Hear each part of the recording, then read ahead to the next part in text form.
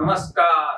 पुन्हा एकदा आमच्या इनोव्हेटिव्ह व्ह्यू पब्लिकेशनच्या डिजिटल प्लॅटफॉर्मवर आपले हार्दिक स्वागत. विद्यार्थी मित्रांनो, परत एकदा आपलं हार्दिक स्वागत आहे आपल्या IVVP च्या ऑनलाईन प्लॅटफॉर्मवरती. IVVP म्हणजेच इनोव्हेटिव्ह व्ह्यू पब्लिकेशनच्या ऑनलाईन प्लॅटफॉर्मवरती. तर आपण जी सिरीज चालू केलेली आहे, डिफरंट बेसिक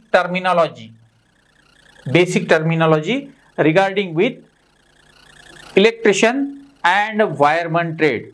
विद्यार्थी मित्रांनो, आपण मागच्या व्हिडिओमध्ये बघितलेला ॲटम बघितलेला आहे. ॲटममध्ये प्रोटॉन, इलेक्ट्रॉन आणि न्यूट्रॉन असतात. चला तर मग आज बघूया पुढील भाग. विद्यार्थी मित्रांनो, आज आपण बघणार आहोत फ्लो ऑफ चार्जेस. काय बघणार आहोत? Flow of charges. सांगा बरं, हे काय आहे? बरोबर आहे, याला आम्ही काय म्हणू?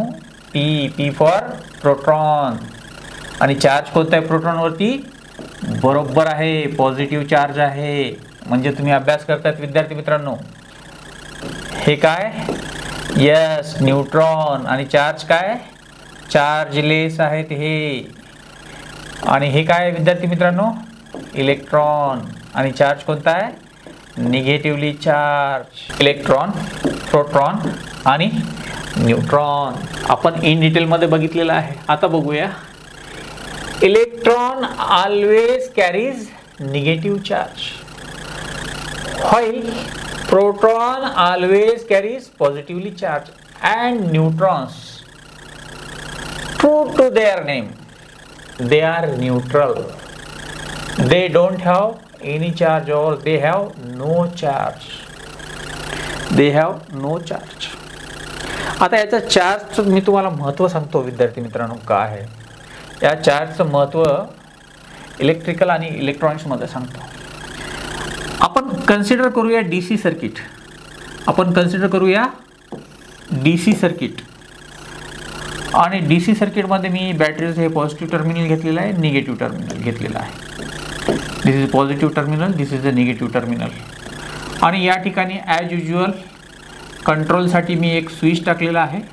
आणि या ठिकाणी सिम्पली एखादा लोड L, एखादा बल्ब वगैरे लोड लावलेला आहे आणि अशा पद्धतीने सर्किट कंप्लीट केलेलं आहे. कोणतं सर्किट आहे हे? DC.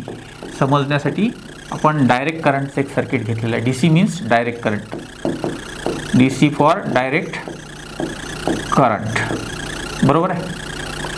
आता मी तुम्हाला विचारतो, मी ज्यावेळेस हा टॅप बंद करेल काय होईल? एक्झॅक्टली या ठिकाणी करंट I फ्लो होईल. करंट I फ्लो होण्यासाठी आम्ही काय केलेलं आहे? या ठिकाणी काहीतरी पोटेन्शियल डिफरन्स व्होल्टेज लावलेला आहे. आणि आपण व्होल्टेज वगैरे सर्व बघितलेलं आहे, प्रिव्हियस व्हिडिओमध्ये आहे. आणि जे कोणी नवीन असतील तर आमच्या बेसिक टर्मिनॉलॉजी या यूट्यूब चॅनलवरती तुम्ही जाऊन बघू शकता. त्या ठिकाणी प्लेलिस्टमध्ये व्होल्टेज वगैरेची इन्फॉर्मेशन दिलेली आहे. तर ज्यावेळेस मी हे पोटेन्शियल डिफरन्स किंवा व्होल्टेज या ठिकाणी अप्लाय करेल, तर या पॉझिटिव्ह टर्मिनलमध्ये आणि निगेटिव्ह टर्मिनलमध्ये एक पोटेन्शियल डिफरन्स क्रिएट होईल. एक फरक तयार होईल पॉझिटिव्ह आणि निगेटिव्हमध्ये. त्या फरकामुळे या ठिकाणी करंट फ्लो झाला फ्रॉम पॉझिटिव्ह टू निगेटिव्ह. या फ्लोला काय म्हणलेलं आहे? फ्लो ऑफ करंट, किंवा याला तुम्ही म्हणू शकता डायरेक्शनल फ्लो ऑफ करंट.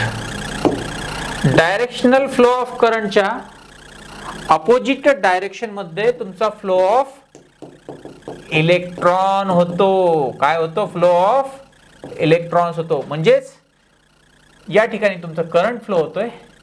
याचाच अर्थ असा आहे की तुमचे इलेक्ट्रॉन जे आहेत निगेटिव्ह टर्मिनलकडनं कुठे जात आहेत?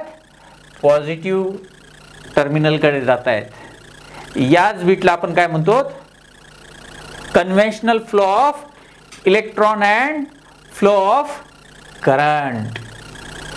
या दोन गोष्टी तुम्हाला लक्षात ठेवाव्या लागतील बरं का. MCQ मध्ये वगैरे हाच प्रश्न विचारतात की करंट तुमचा फ्लो होतोय पॉझिटिव्ह टू निगेटिव्ह, आणि flow of electron, conventional flow of electron कुठे आहे?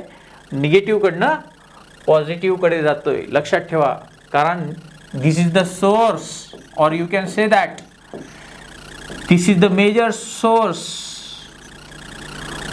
Of electron. आणि या ठिकाणी काय होतं, इलेक्ट्रॉन किंवा निगेटिव्ह चार्ज रिपेल करतात इलेक्ट्रॉनला आणि हे पॉझिटिव्ह काय करतं, अट्रॅक्ट करते. So this is the flow of current and this is the flow of electron. याला काय म्हणू, directional flow of current and flow of electron. तेव्हा भेटूयात पुढील व्हिडिओ मध्ये एका नवीन माहितीसह.